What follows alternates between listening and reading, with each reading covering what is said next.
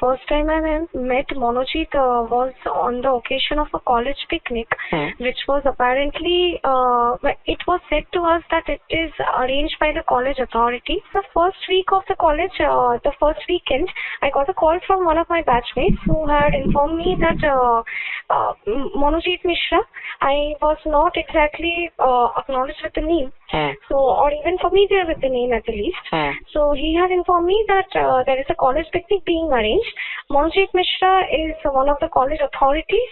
He holds a political power in the college, and Bangla bolte gele korta dhorta college.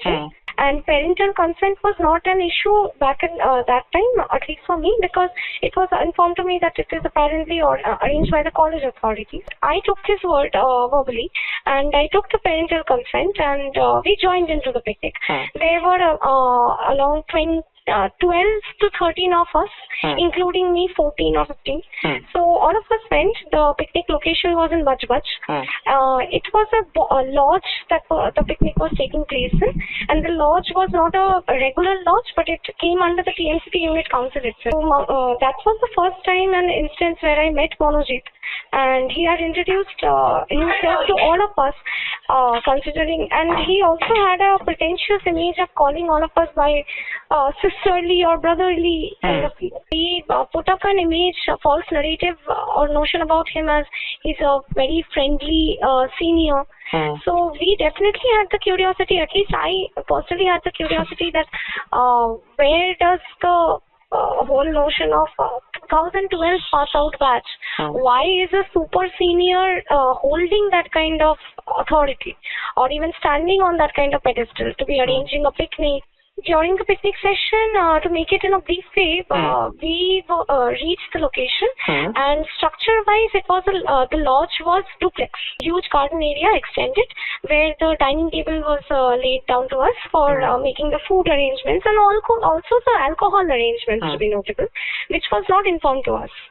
And leading up to the staircase, there were two huge rooms. So naturally, the boys had to be segregated into one room, and the girls had to be segregated into the other room. But and both of the rooms had air condition. But at the same time, later on, very shortly, we got to know that the boys' room where they were located, that room particularly had a cracked glass on the window. One room was entirely vacant. Throughout the time we were there. And this is to be noted that from the time, ever since the time we reached there, Monojit had not really joined us even upstairs. He had shown us the room. There was this particular caretaker. So Monojit and the caretaker had been drinking from the time we reached there. And we were downstairs, and all of the students of us, we were upstairs. And that continued for the rest of the day. The drinking plan was done separately, the food arrangements and the playful activities that naturally happens in a picnic. The picnic environment was maintained for hardly 2 to 3 hours in a very normal way. But things got really worse and absurd when Monojit got really drunk, because he had been drinking out of his mind without any limit and without any hold or anybody to even have a notable watch over his drinking limit. So around 5:30, all of the girls first came onto the room upstairs, and so did the boys follow after some time. So the only people left downstairs in the garden area were Monojit and the caretaker of the lodge, and they had still been drinking. So all of us segregated into the rooms, and by the time it was even dawning evening, so we were playing songs in the room, and the room was locked from inside. We were playing songs, we were playing some card games. The natural environment was maintained at least in the room, unlike downstairs. But that time I was in the room constantly unless I got a call from my father. And because of the extreme background noise that was commotion going in the room, I thought it is the best idea to go into the other room that I checked, which was entirely vacant. So when I went into that room, there was nobody except me. And I did not lock the door from my behind, and in that particular room, there was a huge balcony attached. So I was standing in that balcony to avoid all the kind of background noise possible as much as possible, and I spoke to my father over the call for around 5 to 7 minutes regarding when would I be returning.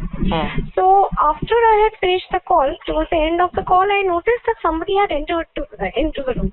So while soon after I ended the call, I turned back, and that is when I noticed that Monojit was there. And by his demeanor, by his body language, and especially by the way he looked, he evidently was drunk. He evidently was even high enough because his eyes were blood red.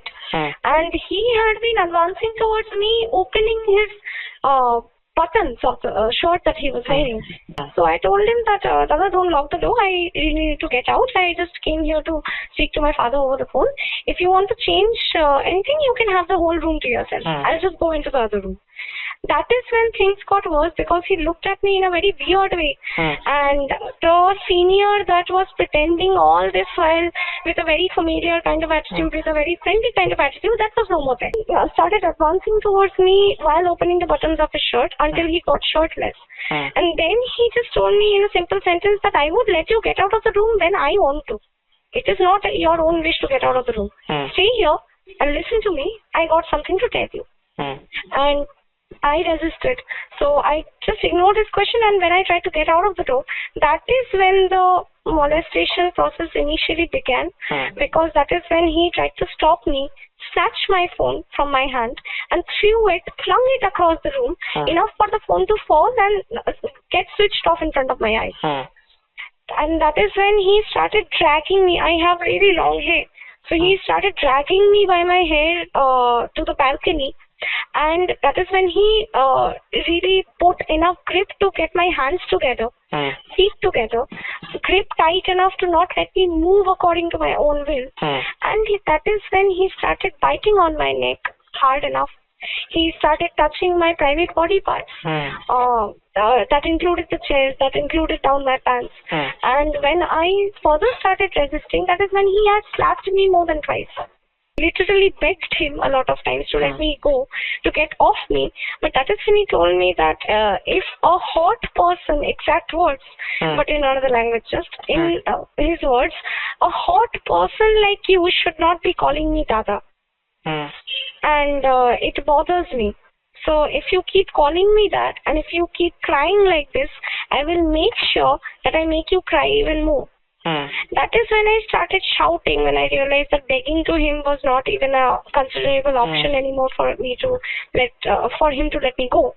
So that is when I started shouting, and when I noticed that it had no effect on him, that is when I realized that before even entering the room, the other room where I was previously seated with my other colleagues. The remote of the speaker. Yeah. It was a remote control speaker, and it was the Monojit speaker itself that he had been carrying. And the remote was in his pocket itself. The molestation kept getting worse and worse, and he kept on telling me while biting my earlobe, while biting my other body parts. He tried to pull down my pants aggressively, but he kept on telling me that I was not even aware of which side of Kolkata does he reside, who is he involved with in his personal life. But he told me by himself in a very drunken voice that he has a 7 years old girlfriend, a relationship, but somehow I seem beautiful enough to him, or rather hot enough to him, for him to want to do things to me that he wouldn't even want to do to his girlfriend of 7 years. That he could leave her just if I tell him to, or just if I give the consent to him to let him touch me the way that he wanted to, and that he was already doing. And on further resistance, he slapped me a lot of times further, and then he also offered me a big portion of land that he apparently owned in Kalighat. He also offered me, similar to the victim of 25th June, he offered me a post of not just the GS but also the president of the TNCP unit of the college. And he had constantly been telling me that I could give you a lot more than you can imagine, just if you let me touch you the way that I want to. So shut up and let me touch you. So on this kind of escalation of the matter, I managed to kick him on his groin towards the end of it. And that is when I managed to get him off me for at least 2 to 3 minutes. I rushed to the door, but when I tried to open the latch that he had locked previously, I realized that the latch is way out of my reach. Due to the extreme injuries inflicted on my body till then, I took some normal time that a person or personally I would take to get up on the bed and swiftly open the latch. I took a little more time because I was unable to lift my body normally. And taking advantage of that time, Monojit again had rushed into the room, pulled me by my hair, smashed my head on the floor, enough for me to have a concussion there and then. So also caused me to black out for not entirely a minute, but a little lesser than that, 30 to 45 seconds if I may guess. And by the time I had regained consciousness, that is when I realized that Monojit has put his entire body onto me. My pants that he had been trying to open since a lot of time had already been opened by then, during the time I was unconscious, and then he was proceeding to tear off my top that he was unable to open normally. And when I tried resisting again, that is when fortunately, very fortunately, a female senior of mine had been knocking on the door from outwards, and she had been telling Monojit that, Dada, it's already 6:30, the auto would be coming. And by the auto she meant from the Kasba station, the lodge was at a distance of 20 minutes, 20 minutes auto traveling. So apparently she had been telling Monojit that the auto wala had called. We would have to leave now. It's already 6:30. And after hearing the time, that is when I realized that I had been in the room for at least 40 to 45 minutes. Monojit was, of course, in a rush. So he put on his shirt again, and in his drunken state of mind, he forgot to put the lock again onto it, and he just rushed down. I was in no way the mental or especially the physical state to go into the other room and tell people what exactly happened, and especially when Monojit was there in the other room. So the fact of the matter is that Monojit has had an entire group under him who he had trained enough to be loyal to him and blindly loyal to him to that extent where they would even get down to the worst position of putting this kind of potential onto a pedestal, enough for his name to be greatly worshipped, idolized, and even graffitized on the college walls, and that too on the central wall. My question to the college authorities, or especially Naina ma'am, our vice principal, or the pretentious GB president, Ashok Dev, he is definitely not a respected person. They had idolized him to the extent where they had put up his name, Monojit Dada is in our hearts, and bootlicked him to that extent. So college authorities kept on going and coming into the college. Vice principal ma'am had come to the college numerous times, and GB president had come to the college on a numerous occasions of meetings that happened in the college. None of them took a notice of that because he was entertained, idolized, and even empowered in the college by the college authorities. The Kasba police station also has an influence, maybe under pressure, maybe by their own will, or maybe because of their personal gains from Monojit Mishra itself in terms of the political power. But at the same time, any time a report was filed in Kasba police station, his name was immediately erased.